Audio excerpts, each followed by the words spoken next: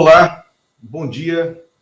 Esse é o Sua Excelência, o Fato desta terça-feira, um Sua Excelência, o Fato com um convidado muito especial, que já esteve conosco aqui outras vezes, o ex-ministro da Educação, foi prefeito de São Paulo, é pré-candidato ao governo do estado de São Paulo, foi candidato a presidente da República em 2018, Fernando Haddad. Bom dia, Haddad, bom dia, Humano, é um prazer tê-los aqui. Bom dia, Lula, bom dia, Humano, bom dia, companheiros do 247, é um prazer estar com vocês. Sua Excelência, o Fato, vamos a eles. Exatamente, vamos aos fatos, E aqui, sem demora, como a gente costuma entrar, Haddad, desculpa, eu vou te tratar dessa forma, Claro. Falando diretamente, mas você foi o ex-presidente Lula disse que, ao apresentar a possibilidade de ter o Geraldo Alckmin como candidato a vice na chapa presidencial, ele cumpria o mesmo roteiro que cumpriu com o José Alencar em 2002, quando ele falou primeiro para algumas lideranças do PT na possibilidade de escolher o Zé Alencar, depois de conhecê-lo numa conversa informal aqui em Brasília, e aí estabeleceu que o Alencar seria o possível candidato a vice e disse que namoraria ao longo de um tempo. Já houve ali um flerte, já se estabeleceu um namoro, e me parece que num jantar na última semana, na sua casa, entre os três casais, você, sua esposa, o Lula e a Janja, e o ex-governador Geraldo Alckmin e a ex-primeira-dama Lu Alckmin, vocês jantaram e ali já se estabeleceu quase que uma aliança de compromisso. É isso, o Alckmin chegou a levar o caderno de espiral dele para tomar notas, o proverbial caderno de espiral dele?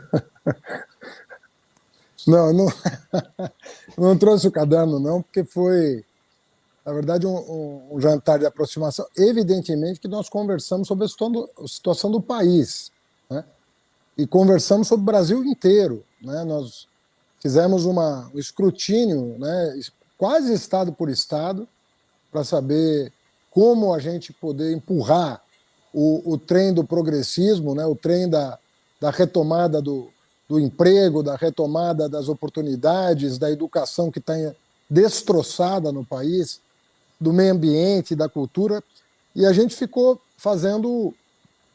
traçando cenários e trocando informações, porque o Alckmin conversa com muita gente que tem menos acesso a nós, e nós conversamos com muita gente que é de pouco acesso a ele.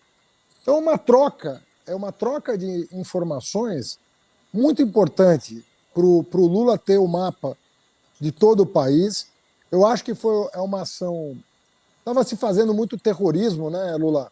Muito terrorismo em torno do Lula. O que Lula vai voltar, o Lula ressentido, o Lula vingativo, como se o Lula não tivesse o tamanho que tem. Mas você sabe como é que funcionam essas coisas de bastidor, de plantação de jornal? É um absurdo. Eu que convivo com o Lula, eu não me conformo a dignidade com que ele lidou com o martírio que lhe impuseram, a dignidade que ele lidou com todas as atrocidades que o Moro fez com ele. Uma dignidade ao entrar, ao sair, ao falar, nunca deixou de ter o país como perspectiva. E eu acho que as conversas com o Alckmin partem desse pressuposto, o pressuposto de que tem uma coisa maior, que é o nosso país, a nossa gente, a reconstrução do Estado brasileiro, que está totalmente destroçado, a repactuação da relação do Executivo com o Legislativo e com o Judiciário, que está absurdamente aviltada, a relação do Brasil com os demais países, começando pela América do Sul, América Latina, Estados Unidos e Europa, BRICS, África, Oriente Médio. O Lula tinha costurado uma trama de relações internacionais que jogaram o Brasil para a sexta posição do PIB mundial, quase 400 bilhões de dólares em reservas cambiais, pré-sal. Quer dizer, o que fizeram com esse país em tão pouco tempo? Então, nós temos que saber que a tarefa é grande. E eles estão muito cientes de que eles têm que oferecer um grande governo para o país. Eu acho que as pessoas começam a entender que as tarefas históricas muitas vezes são colocadas independentemente da nossa vontade e que o mais importante é o programa que nós vamos executar. E quanto mais gente apoiar esse programa, melhor. Porque nós vamos ter que ter mais de 300 votos na Câmara e 51 votos no Senado para aprovar o que o governo Lula vai precisar. Então, imaginar que a bancada do PT vai aprovar as reformas que o Lula quer fazer para restituir direitos, reprogramar o país para o desenvolvimento, não vamos ser... Nós estamos numa democracia e queremos continuar numa democracia. Então, nós vamos ter que compor uma bancada expressiva. Nós vamos ter que ter senador e deputado para fazer a mudança. Ou seja, ter a maturidade de discutir a eleição legislativa a sério e profundamente e não apartar essa eleição legislativa da discussão central da eleição presidencial, até porque, pela primeira vez, a gente tem esse instituto da federação partidária, que antecipa essa negociação. Né? Exatamente. Haddad, eu quero seguir nessa conversa, eu queria só agradecer aqui o superchat da Diama Vale, né? Professor, bom dia. Por favor, comente sobre propostas para a crise de financiamento das universidades estaduais paulistas. Né? Forte abraço. Temos aqui outro superchat, eu vou lendo na sequência, né? O Gilberto Cruvinel, né? Haddad, o PSB está se esforçando para melar a federação com o PT. Faremos essas perguntas, vamos entrar dentro de uma lógica, uma estrutura, né, dessa conversa aqui, que é muito importante para a gente compreender o que está acontecendo. Daí, Sua Excelência, o fato. Né? E quero te falar sobre essa provocação em relação à discussão por nota de jornal. Aí vai uma história da época em que o José Serra era ministro do Planejamento, de Fernando Henrique Cardoso. Ele juntou a assessoria dele. Naquele momento, o Jornal do Brasil ainda existia, tinha a coluna, o Informe JB, que era muito, muito forte, tinha o Informe Econômico, o painel da Folha, a coluna do Estadão, o Correio Brasiliense com a coluna de notas muito forte, o Radar da Veja. Então, o Serra fez um cálculo que era preciso ter, todos os dias, entre 90 e 98 notas exclusivas nos jornais, dando de barato que 50% era reciclagem de notícia velha, você tinha que ter 45 notícias acontecendo de fato. Aí ele disse para a assessoria dele, disse, olha, isso é impossível, então eu te digo que somente 4 são verdade, 10%.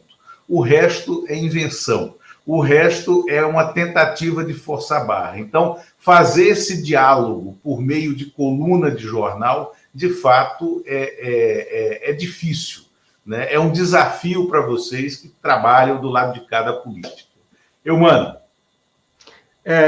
Bom dia, ministro. Obrigado mais uma vez por estar aqui com a gente. Eu queria, então, continuar a usar a pergunta aí do chat em relação à federação. Em que pé que está a federação, ministro? Vai com o PSB? Tem chance ainda? Está difícil? Eu queria atualizar a conversa de federação, por favor. Olha, vamos explicar para as pessoas o que é a federação e quais são as implicações para os partidos, porque senão as pessoas ficam achando que é um gesto de boa ou de má vontade. E não é bem assim. Né? A federação nasceu tendo como protagonista principal o PCdoB. Porque o PCdoB estava no limite da cláusula de barreira e queria aprovar não uma fusão com outro partido, mas queria aprovar justamente uma federação, que é o que acabou sendo aprovado, que é basicamente uma coligação por 4 anos em todo o território nacional. Ou seja, ele não tem os vícios da coligação como era praticada no Brasil. Porque a coligação praticada no Brasil, você podia estar com 20 partidos diferentes numa eleição municipal, por exemplo, no país inteiro. Isso não vai poder mais acontecer. Se PT e PCdoB e PV casarem, eles estão casados em 2022 e 2024, em todos os municípios, em todos os estados e no plano federal. Se quiser o divórcio, tem que pedir depois de 4 anos, ou continuar. Então, é um instituto forte, que obriga você a pensar ideologicamente, e não como era a coligação, que era uma coisa completamente conjuntural. Essa é a diferença. Os partidos menores têm interesse na federação, os maiores não têm. Por quê? Porque quando você faz a coligação com o partido menor, a tendência é o partido menor crescer, e você crescer menos do que você cresceria sozinho. Mas é uma coisa importante para o partido maior. Por quê?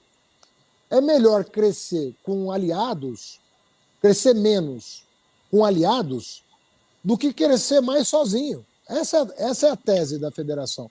Por isso que o PT está disposto a federar. Ele pode até crescer menos do que cresceria sozinho, mas ele vai crescer junto. E se ele crescer junto, ele fortalece o campo progressista. Essa é a tese. O PSB, ele está numa... Nós não temos dúvidas do que fazer, e aparentemente o PCdoB e o PV também não. Né? Nós não temos, aparentemente, esses 3 partidos não têm dúvidas do que fazer. O PSB tem dúvida do que fazer. Qual é a dúvida? Aparentemente, ele prefere perder bancada para não perder autonomia em 2024. Aparentemente, é isso que está em jogo. A pergunta que está na cabeça dos dirigentes do PSB é essa. Nós preferimos crescer a bancada, e aí fundo eleitoral, fundo partidário, ou pretendemos preservar a nossa autonomia para, em 2024, a gente poder ter candidato a prefeito nos municípios sem ter que pedir licença para ninguém. Tá certo? Com essa dúvida reinstalada no PSB, é possível que o PT volte a ter, então, candidato a governador em Pernambuco, candidato a governador no Espírito Santo? Lula, você não precisa... Veja bem, a federação obriga a ter um candidato. Perfeito. Mas não federar não significa que você não possa coligar no majoritário. Você não vai poder coligar, né, na proporcional, porque está impedido. Não existe coligação proporcional mais. Perfeito. Ou federa ou não federa. Acabou. No majoritário, a legislação, corretamente, permitiu a coligação. Então, você pode ter coligações. O que é diferente é que não é obrigatório ter um candidato único. Então, vamos supor aqui em São Paulo, se o PSB não federa, nós podemos ter 2 candidatos. Pode ter, o PT pode ter candidato, o PSB pode ter candidato, normal. Não tem problema nenhum. E podemos fazer um pacto de segundo turno. Né? Também normal, como era antes. Isso não tem diferença. Agora, o compromisso da federação é que ela funciona há 4 anos como um partido. Como se fosse um partido. Então, se federar PSB, PV, PCdoB e PT, nós vamos ter que ter um candidato em São Paulo. Aí sim, nós vamos ter que escolher um critério, se tiver 2 candidatos. Vai ter prévia? Prévia é um bom critério. É um bom instrumento. Uhum. Eu acho o melhor instrumento, que obriga todo o partido a correr atrás de filiado, né? Porque ficar todo mundo lá quietinho no seu gabinete, contando que o outro está trabalhando. Não é bom isso, né? Aí fala, não, tem as pesquisas. Já saíram pesquisas. Já tem pesquisa em todo lado, né? Então, já saiu Datafolha aqui em São Paulo, sem o Alckmin, né? Já saiu IPESP aqui em São Paulo, e vão continuar saindo pesquisas. Mas se não tiver federação, não precisa ter isso. Não é obrigatório você chegar... É óbvio que é desejável, mas os partidos mantêm a sua independência. E aí o PT vai ter candidato, o PSB vai ter candidato. Não tem Agora, problema a nenhum. federação é central e muda completamente a lógica da discussão política para a presidência da República e, sobretudo, para aquilo que eu tenho dito que talvez seja um momento crucial da história do país. Entre a eleição e a posse, né, do próximo presidente da República, quando vai ser necessário construir uma tese majoritária de início de governo, né? Ou seja, não haverá como esperar um tempo de 4, 5, 6 meses, como geralmente se começa, né, para que o governo comece de fato no Congresso. Tem que ser com o presidente sentado na cadeira e com tinta na caneta, isso?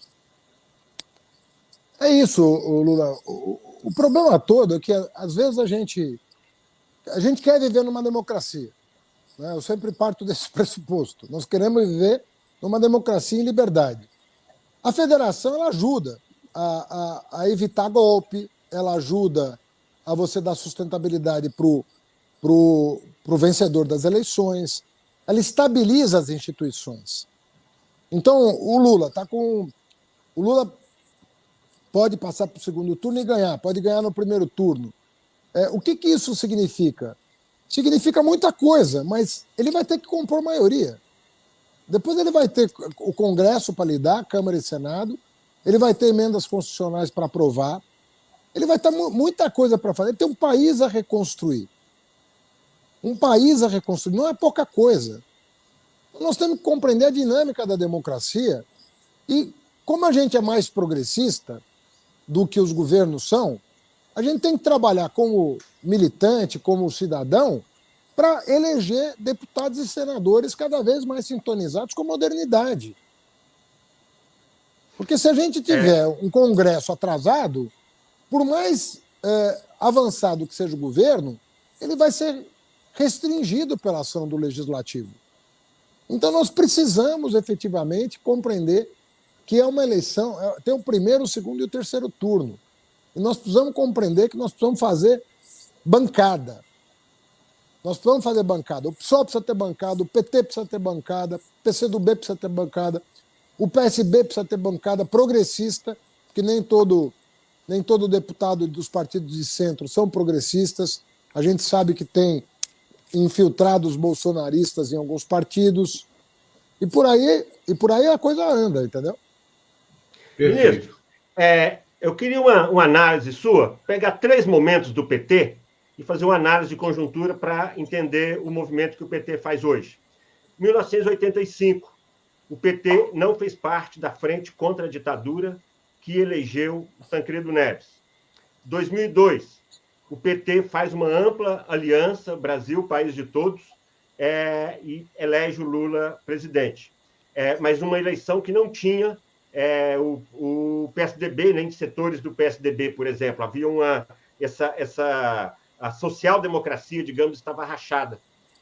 Agora o PT puxa uma frente que engloba um leque maior de forças políticas. Eu queria, por favor, que o senhor analisasse esses 3 momentos, como explica cada momento e o que é o PT agora nessa linha histórica. Eu vou começar de trás para frente, que eu acho que ajuda. Falando dessa eleição, essa eleição me lembra um pouco o esforço que foi feito para derrotar o malufismo em São Paulo. Em 98, o Maluf foi para o segundo turno com o Covas. Ia perder a eleição. O Covas ia perder a eleição. Graças ao apoio do PT, nós viramos o segundo turno e derrotamos o malufismo no governo do Estado. Em 2000, quem foi para o segundo turno foi o PT, a Marta Suplicy, contra o mesmo Maluf, que aí estava disputando a capital. E graças ao apoio do Covas, governador, nós derrotamos mais uma vez o malufismo, que era uma das forças egressas da ditadura militar. O Bolsonaro é uma força egressa da ditadura militar muito piorada, porque ele sai dos porões da ditadura. Já seria grave vir da ditadura, mas ele vem dos porões da ditadura, onde se praticava o estupro e a tortura e o assassinato. É de lá que ele vem. Então, nós temos que unir forças para derrotar isso. É disso que se trata. Em 2002 não havia essa ameaça. Não havia essa ameaça. Nós já estávamos em regime democrático, já eram eleições diretas, e nós tínhamos 2 partidos constituídos, um que governava o país havia 8 anos, e o PT, que chegou em segundo lugar nas 2 eleições anteriores. E chegou forte para ganhar em 2002 e ganhou.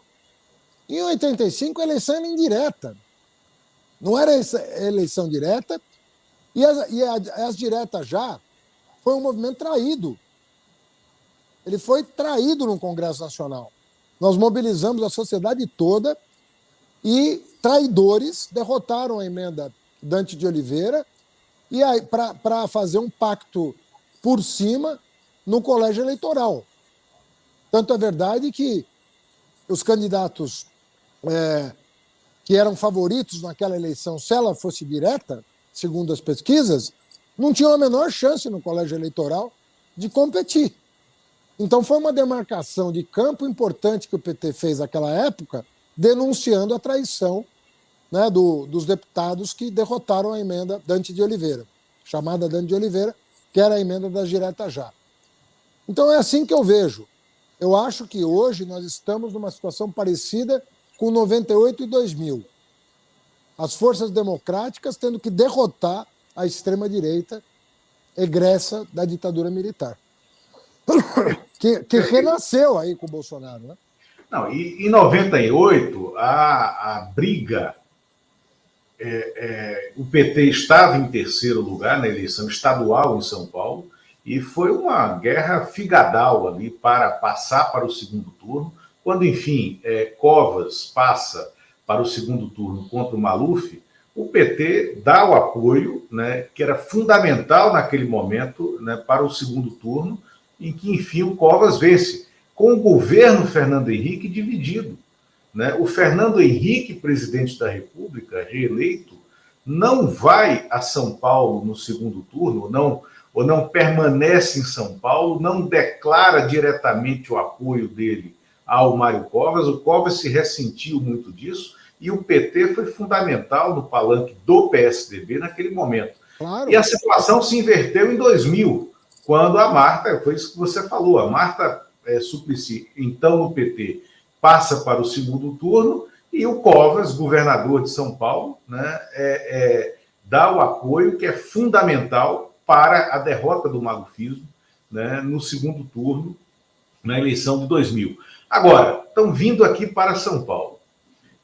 O eleitorado paulista, não paulistano, né, é um eleitorado complexo e muito diferente entre o eleitor da cidade, da metrópole, da cidade de São Paulo, das grandes cidades, do coração das grandes cidades paulistas, do complexo, né, do ABC, né, em relação ao eleitor do interior do estado. O PT sempre teve uma dificuldade muito grande, né, com o eleitorado no interior, né, de São Paulo.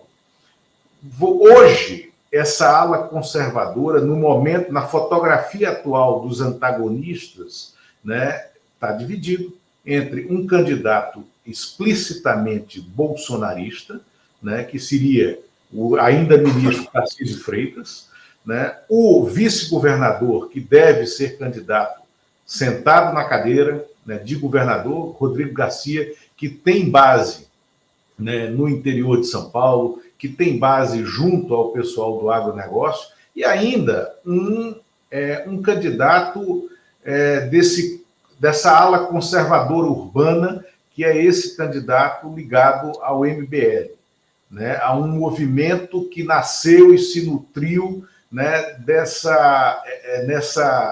nesse discurso da antipolítica, da negação da política, né, nas redes sociais, né, mas que foi fundamental, sobretudo, no processo do golpe, na esteira do golpe, do impeachment sem crime de responsabilidade.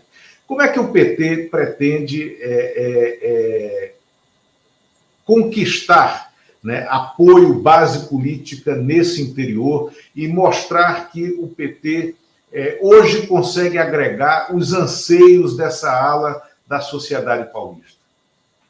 Então, agora em março, a gente pretende anunciar o nosso arco de alianças, né, aqui para o Estado. E eu acho que a diferença do plano federal, nós temos aqui uma coisa um pouco diferente. No governo federal, você tem uma polarização em virtude da inviabilidade da terceira via. Ela está inviabilizada, porque o Bolsonaro mantém os seus 20%, 25% de apoio e o Lula mantém os seus 40% de apoio, 42% de apoio. Ficou difícil para candidatos pulverizados conseguir espaço nesse cenário. O Moro agora inventou o candidato que tem 3 dígitos na pesquisa. Segundo ele, quem tem 10,1 tem 3 dígitos. Nunca tinha ouvido falar. Mas ele sendo um candidato com 3 dígitos, ele deve estar otimista. Mas o fato é que ele tem 10%, ou 9%, ou 8%. Né? E é muito difícil nessa conjuntura ele conseguir espaço, até por falta de programa político. Qual é o programa? Né? Com que ele se apresenta? Qual é a bandeira? Muito difícil. Eu acho que o problema do desemprego, não tem o que falar sobre emprego, ciência, tecnologia, educação, saúde, não tem o que falar. Então, eu acho muito difícil. Aqui em São Paulo, o que é o diferente?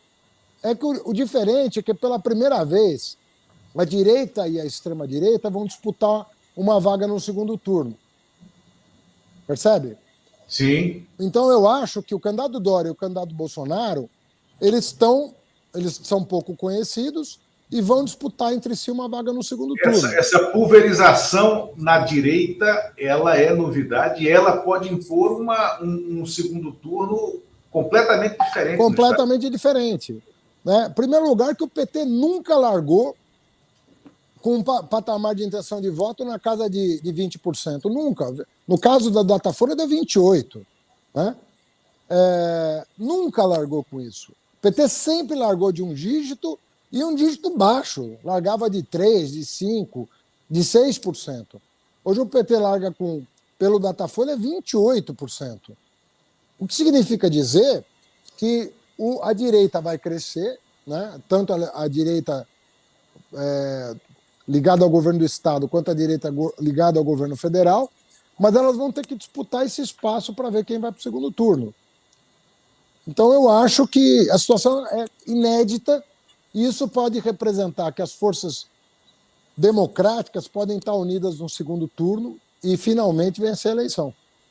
Perfeito. Agora, nesse cenário, não ter o PSOL já com vocês no primeiro turno, ainda está em negociação, ainda o presidente do PSOL esteve conosco aqui na quinta-feira passada, o Juliano Medeiros, e disse, olha, o PSOL terá candidato em São Paulo. E a eleição em São Paulo não determina a nossa aliança no Brasil. São coisas completamente diferentes. Eu sei que vocês têm conversado, você e o Boulos, né? Inclusive, conversas diretas. O Boulos tem argumentado e falou isso conosco, né? É difícil eu defender uma posição de aliança inédita para o PSOL no plano nacional, né? E, ao mesmo tempo, sair da disputa no maior estado, no maior eleitorado do país, que é São Paulo, vindo de uma eleição para prefeito daquele tamanho. Mas não me parece que as portas estão fechadas para uma negociação. Inclusive porque está colocada a disputa, né, da eleição municipal de 2026, 2024, não é isso? Isso. O que eu acho é o seguinte, nós vamos ter uma federação. Nós temos que primeiro pensar a federação, qual o tamanho que ela vai ter. Né? O PSOL também está federando com a rede. Está havendo negociações nesse sentido. Isso, nós vamos, mesmo não esgotado o prazo de federar, que é final de abril, em meados de março, essas coisas têm que estar decididas, entendeu? Não tem como esperar final de de abril para tomar decisões. E outra, eu preciso fazer alianças que têm que ser anunciadas agora em março. Não tem como postergar isso para junho. Então, eu pretendo fechar as negociações até meados de março, com todos os partidos. Aí quem veio, veio. E quem não veio, a gente faz uma combinação de segundo turno. Mas eu pretendo estar com as tratativas fechadas, se possível, até meados de março. Ministro, voltando para o quadro nacional, há uma expectativa sobre o que vem, qual vai ser o programa de governo que o ex-presidente Lula, agora como candidato, vai apresentar, até porque tem esse outro leque de alianças aí, de acordos que estão sendo feitos. Aí eu queria o que pode ser antecipado, o que nós podemos esperar, e aí eu queria 3 setores, especialmente, que se puder dar uma pincelada. Economia, meio ambiente, dada a gravidade do assunto, e educação, que é a sua área principal. Então, um pouco para tentar entender, dentro dessa circunstância de um leque de alianças que amplia um pouco aí a base do ex-presidente Lula. Bom, começando pela educação, você sabe que nós estamos vivendo um momento de 15 anos ininterrupto de melhora da qualidade da educação básica no Brasil. Ininterruptamente. Desde que eu lancei o Plano de Desenvolvimento da Educação, o IDEB aumentou. Em algumas etapas mais do que o previsto, em algumas etapas menos do que o previsto, mas aumentou em todas as etapas da educação básica. Nós podemos ter, pela primeira vez em 15 anos, uma debacle, uma catástrofe na qualidade da educação, porque o governo Bolsonaro não fez absolutamente nada para minorar o prejuízo que a Covid trouxe para o país, muito pelo contrário. O Bolsonaro levou a água para o moinho da pandemia. É isso que ele fez com o negacionismo dele, né, e com a estupidez de vários ministros que passaram pelo Ministério da Saúde. Então, a primeira coisa que nós vamos ter que entender é que nós vamos ter que fazer um amplo programa que vai ser de médio prazo, que vai demorar alguns anos, para dar às crianças que foram vítimas da irresponsabilidade desse governo as melhores condições de se atualizar, de se recuperar e de se projetar para o futuro. Então, nós já apresentamos para o presidente Lula, no âmbito da Fundação Perseu Abramo, o que será esse plano de recuperação, esse plano de recolocar a educação no trilho que o Plano de Desenvolvimento da Educação criou para o país. Nós vamos ter aí um prejuízo que estima-se em 1 ponto do IDEB. Isso dá mais ou menos 7 ou 8 anos de atraso escolar provocado pela irresponsabilidade do governo Bolsonaro. Mais ou menos disso que nós estamos falando. Então, nós vamos ter que ter um plano grande para a educação. A questão do meio ambiente, nós vamos combinar com a economia. Nós queremos fazer do meio ambiente uma fronteira de geração de emprego e renda no Brasil. Muito forte. Queremos fazer da cultura uma fronteira de geração de emprego e renda. E queremos fazer da construção civil uma fronteira da geração de emprego e renda. Então, nós vamos combinar essas áreas para fazer um plano de recuperação do emprego e da renda no nosso país. E nós achamos que essas 3 áreas são fortemente intensivas em mão de obra. Então, nós vamos poder gerar emprego, porque são investimentos que requerem mão de obra e uma coisa interessante, mão de obra de todo tipo de qualidade, desde a mão de obra menos qualificada até a mão de obra de ponta, técnicos e especialistas em áreas de fronteira. Então, eu acho que com o meio ambiente, construção civil e cultura, nós vamos dar um grande impulso para o desenvolvimento sustentável no Brasil, com geração de emprego e renda no curto prazo. O último tópico que o Eumano perguntou foi em relação à economia, né, Eumano? Acho que ele falou um pouco já, né? Falou um pouco aqui agora com essa... inicial vai ser geração de emprego e renda. Eu estou dizendo que o meio ambiente está inserido nesse contexto. Não, claro. Então, meio ambiente construção civil e cultura. Né, construção civil. Cumprindo aquele papel, né, que a construção civil, a indústria de construção pesada teve justamente a partir de 2008, no segundo governo Lula, que foi uma das formas como o Brasil saiu de maneira original da grande crise de 2008. Né? Você sabe que a população em situação de rua, ela triplicou no Brasil. Aqui em São Paulo, se as pessoas forem ao centro de São Paulo, verão uma cidade completamente abandonada à própria sorte. E nós estamos falando de famílias, mulheres e crianças na rua, sem que haja providências drásticas, porque nós estamos falando de famílias em situação de vulnerabilidade extrema e crianças. Né? Isso. Então, nós vamos ter que retomar isso a todo custo, porque vai ter que ter um grande foco na produção de moradia.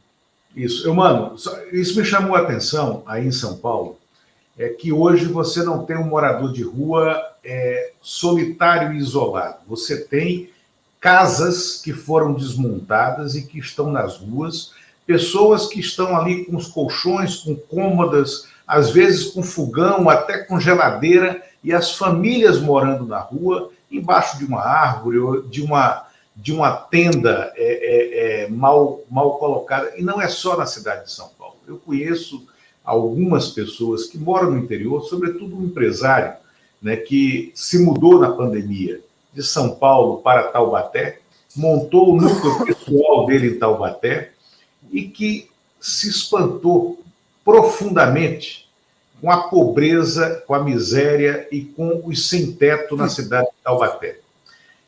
Criou o programa para dar banho e esquentar a comida dessas pessoas.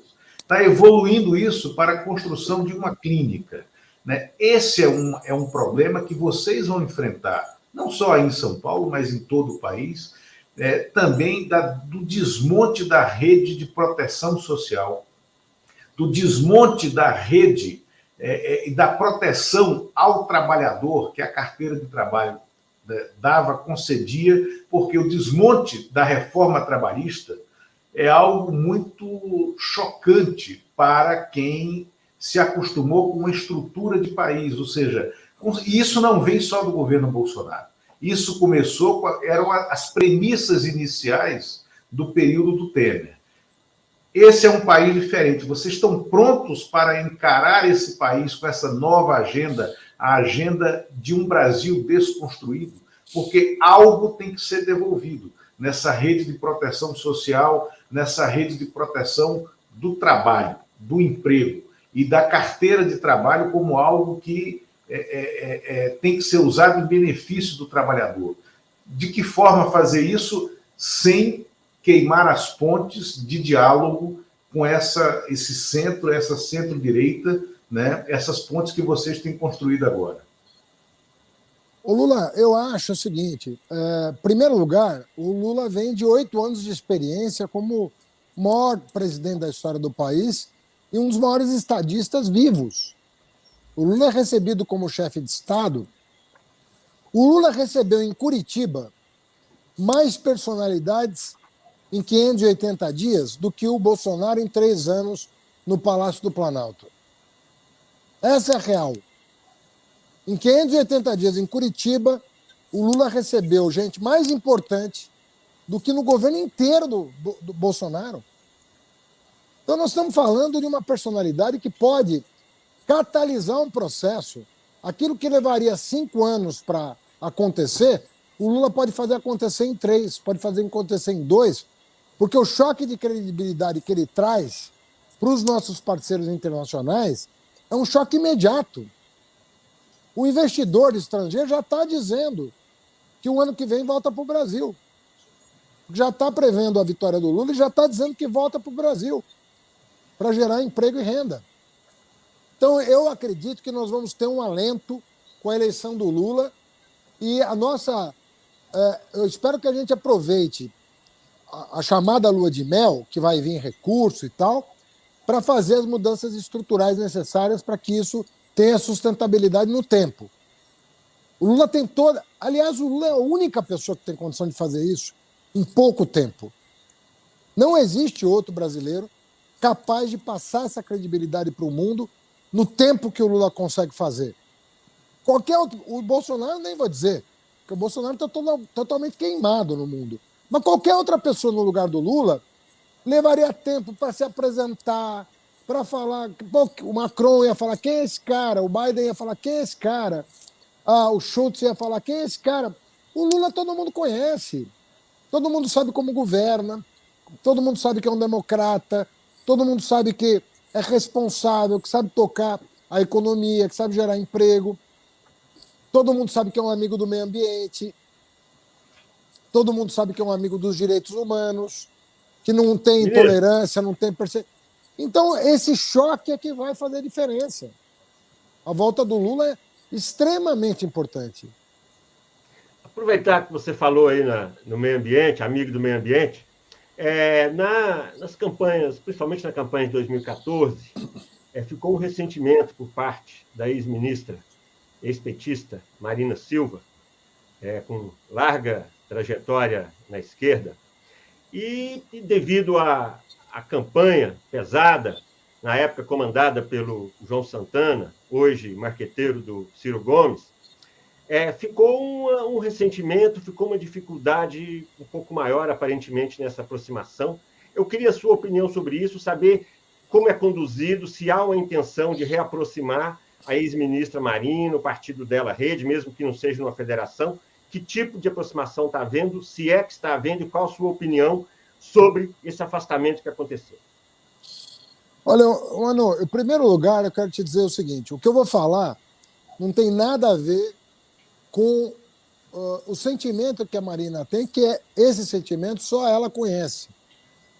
Só ela conhece o grau de... Né, o quanto aquilo afetou a ela, a integridade dela, e eu respeito muitíssimo. Mas a gente tem que também olhar para frente.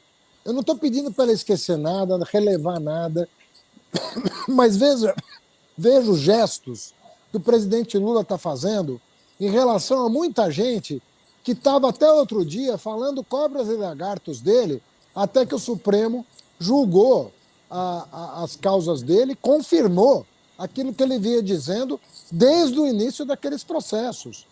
Ele estava sendo perseguido pelo juiz e que o juiz não estava a fim de fazer justiça, que o juiz estava usando aquilo de trampolim político. O Lula, desde o começo daquilo, jamais acusou o Poder Judiciário, nunca desrespeitou o Poder Judiciário. Tanto é que respeitou, inclusive, a decisão. E não foi para a embaixada, não foi para outro país, não foi para nada. É para cá que eu tenho que vir? Eu venho, mas eu vou provar que esse juiz é que está errado e não eu. Mesmo nessa condição extrema, o Lula está sabendo relevar. E são coisas gravíssimas que, por exemplo, comprometeram a saúde da Marisa, levando a esposa do Lula à morte. Eu acompanhei o caso pessoalmente, eu sou amigo da família. Então, eu entendo isso. Eu, pessoalmente, já fiz muito... Oi, acho que travou, deve ter entrado uma... Já fiz muitos gestos para a Marina. Em 2018, a procurei várias vezes. Ela, às vésperas da eleição, chegou a dar declarações, uma declaração que ia votar em mim, vocês vão de lembrar disso, né? Ela declarou voto em mim em 2018, mostrando que é uma pessoa grande, mostrando que quando o interesse público está envolvido, ela é capaz de um gesto. Então ela respondeu aos meus gestos. Eu fui colega dela de ministério, colega de ministério da Marina. Nós trabalhamos muito, as nossas equipes trabalhavam juntas, educação ambiental. Então eu sei da grandeza da Marina e do trabalho que a Marina fez no Ministério. Né? E nós estamos inteiramente abertos a conversar com a Marina. Eu fiz essa aproximação em 2018, que resultou no apoio público da Marina, no segundo turno. Tive com ela num debate recente, numa TV a cabo, e nós falamos longamente sobre isso, com muita dignidade, com muito respeito, E eu respeito muito o sentimento dela. Muito. Ao mesmo tempo que quero muito estar sempre próximo dela. Não temos, até pela grandeza do nosso trabalho. Né, Ministro, por que afastou tanto? E ao meio ambiente. Por que ficou tão distante, afastou tanto setores? A Marina era de dentro do PT. Eu não estou te ouvindo. Ele pergunta por que afastou tanto, por que a Marina ficou tão distante. Vocês estão me ouvindo? Sim, sim. Quando alguém liga para mim e eu desligo, demora a reconectar o áudio daí para cá. Por alguma razão, eu não sei. Então, mas você está ouvindo agora? Se eu entrar de novo, certo, então eu reconecto o áudio. Melhor, então eu vou fazer isso para poupar o tempo de quem está nos assistindo. Em um segundo eu estou de volta. Bom, Eumano, você perguntava por que afastou tanto. Eu quero ler aqui um superchat, né, do Carlos André Cavalcante. Né? Sinto falta de estratégia para o combate ao fundamentalismo religioso na eleição deste ano. Sei que PT busca caminhos de como vencer o debate religioso. O Haddad já está voltando aqui, eu vou colocá-lo de volta. Pronto. Já nos ouve? Ouço muito bem. Perfeito. Não, o Eumano perguntava por que a Marina ficou tão distante. Porque, de fato, foi um distanciamento que não houve uma busca de recomposição, né, de maneira tão eficaz como me parece que agora isso tem existido. E esse exemplo que você trouxe do Lula é interessante. Desculpa, mano. A minha pergunta é mais por que o racha foi tão grande? O que explica que, naquele momento, as divergências tenham chegado ao grau que chegaram, já que tem origem comum, já que tem os códigos parecidos? Eu queria entender mais. Eu não sei te dizer, não posso responder por ela. Né? Claro.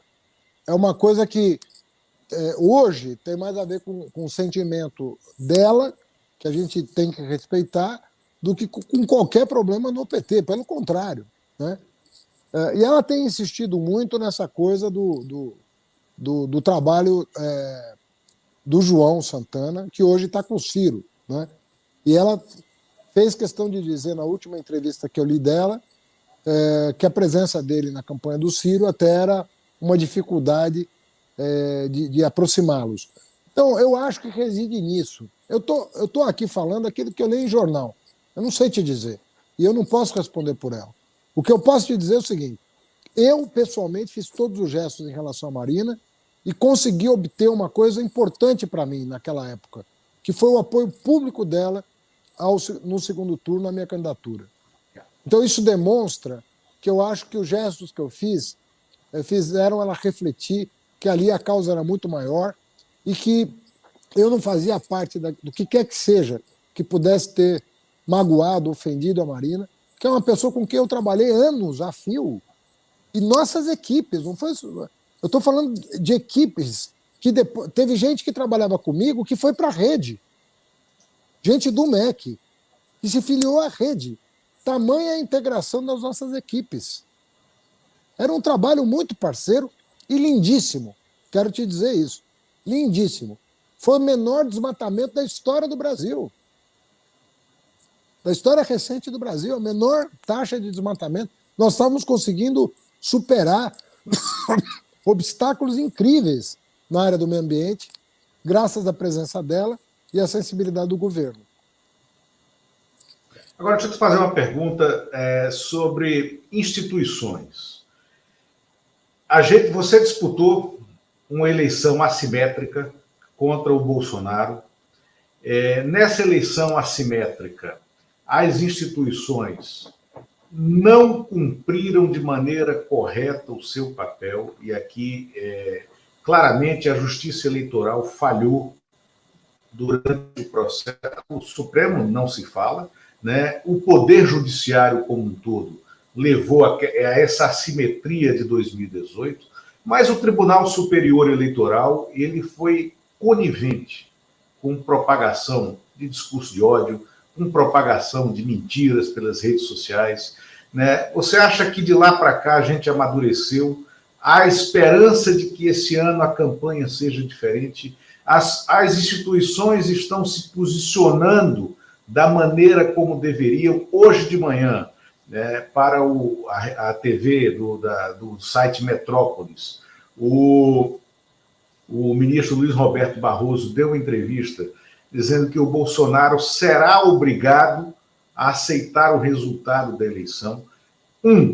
Ainda, e é inegável também, hoje todo mundo, aliás, na época, naquele momento, no dia 7 de setembro do ano passado, o Eumano foi uma das primeiras pessoas que disse claramente, olha, hoje o Bolsonaro perdeu, levou um revés na tentativa explícita de golpe. O Eumano falou isso na manhã do dia 7 de setembro, quando a tentativa de golpe flopou.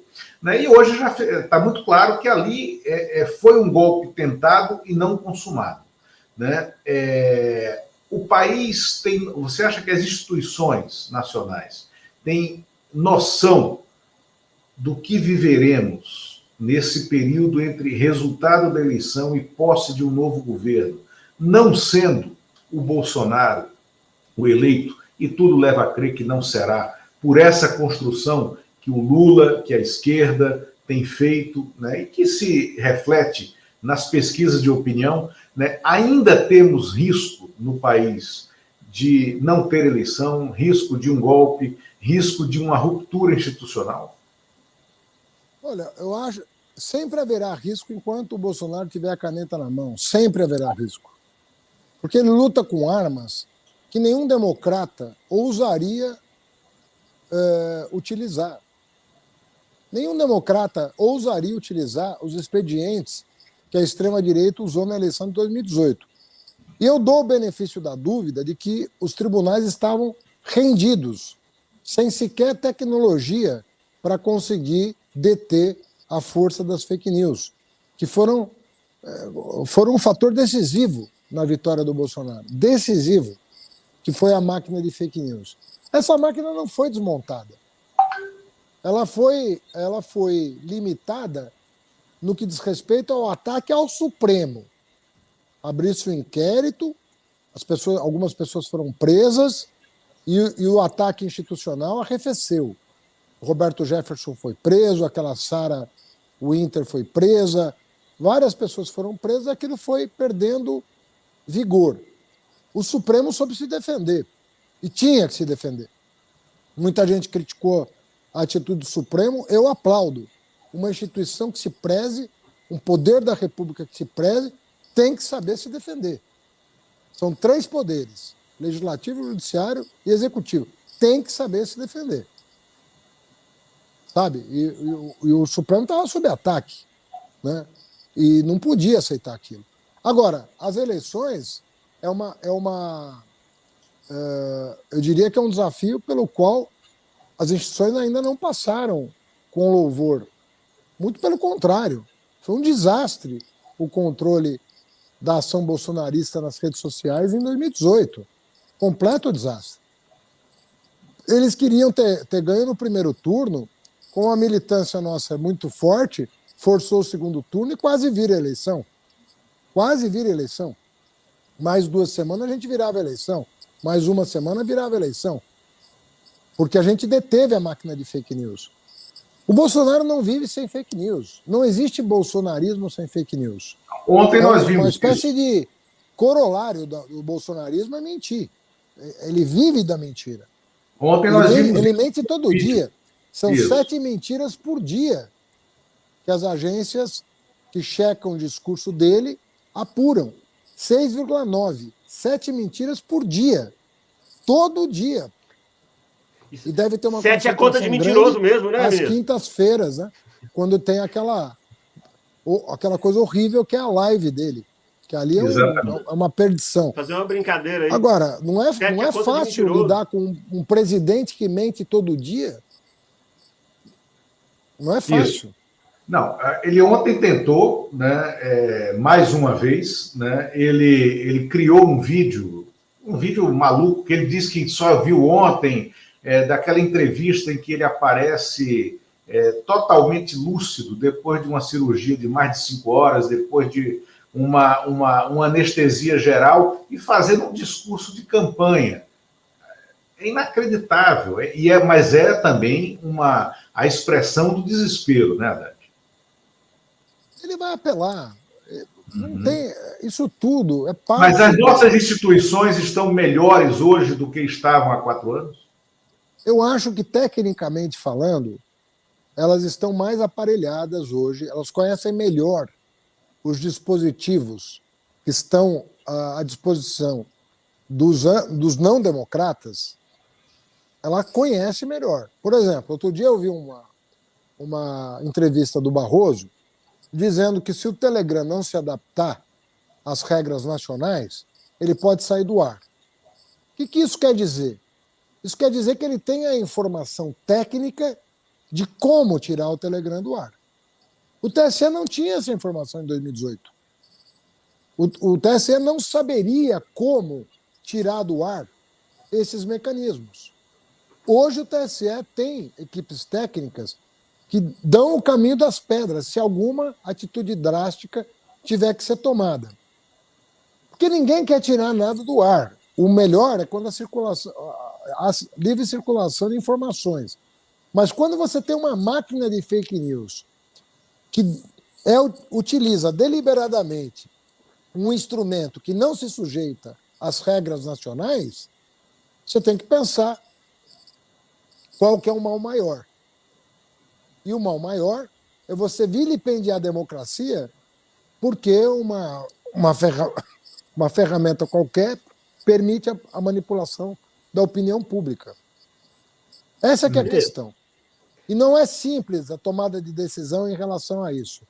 Você imagina quando o Facebook, né, tomou a decisão de derrubar a página do Trump, derrubou a página do presidente dos Estados Unidos, uma empresa americana com sede nos Estados Unidos, por meio do seu comitê internacional, decide derrubar a página do presidente dos Estados Unidos. Você já imaginou o alcance de uma decisão dessa? É muita coisa. Por isso que tem que ser decisões com gente muito qualificada, tomadas com muita parcimônia, porque o bem maior é a liberdade, mas é a liberdade de todos e não a liberdade de alguns. Esse é o ponto.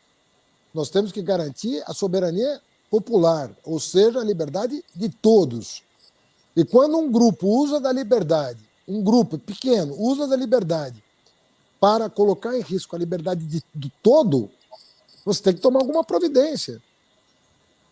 É que nem essa discussão sobre liberar o registro de um partido nazista no Brasil. Sabe, você começa a falar de coisas, quer dizer, daqui a pouco pode ter um partido propondo o extermínio indígena. Alguém está propondo que isso possa ser cultivado na nossa sociedade? Você vai admitir que um partido publicamente determine no seu programa de governo o extermínio de uma etnia, por exemplo? Quer dizer, do que nós estamos falando? Ou de pessoas com deficiência, como acontecia no nazismo, que as pessoas acham que é só judeu. Não era só o judeu vítima. As pessoas com deficiência eram levadas para campo de concentração. E você vai admitir essa ideologia no Brasil? Como é que fica? Eles também achavam que negros, como judeus, eram uma raça inferior. Não, e pessoas que tinham algum tipo de deficiência iam fazer a mesma coisa. Ou seja, nós vamos estar retrocedendo quantos milênios? Do que nós estamos falando? Então, essa discussão sobre liberdade é uma questão muito importante. Na ciência política é o tema central. Eu sou professor de ciência política da USP. Posso te assegurar que é o tema, por definição, o mais importante da ciência política, é o tema da liberdade. E nós temos que saber, com os novos instrumentos disponíveis, como proteger a sociedade de grupos extremistas que querem, pelo uso da liberdade, colocar todos nós em risco. Perfeito. Bom, infelizmente, Eumano, não temos um tempo para a sua última questão, né? Chegou o nosso horário.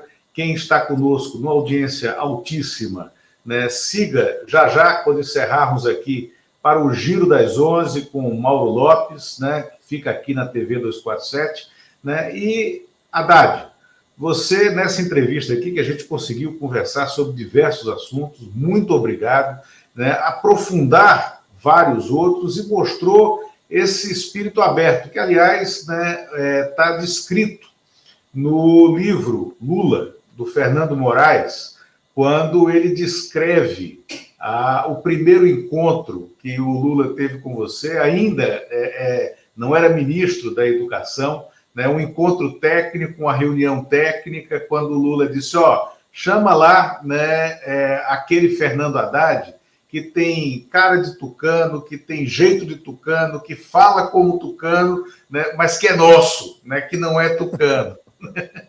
Que está lá na descrição que é precisa, né, do Fernando Moraes no livro dele. Eu te agradeço, viu, Lula? E agradeço também ao Mano a participação. Fico à disposição aqui para futuros papos. E agradeço a audiência também. Um grande abraço para todos e todas. Um bom dia. Vamos à luta. Muita coisa em jogo em 2022. Nada está ganho, mas a esperança é grande, que nós vamos devolver o Brasil para os brasileiros. Muito obrigado, vamos sim. Sigam para o Giro das 11 e faremos novas entrevistas como essa. Obrigado, até logo.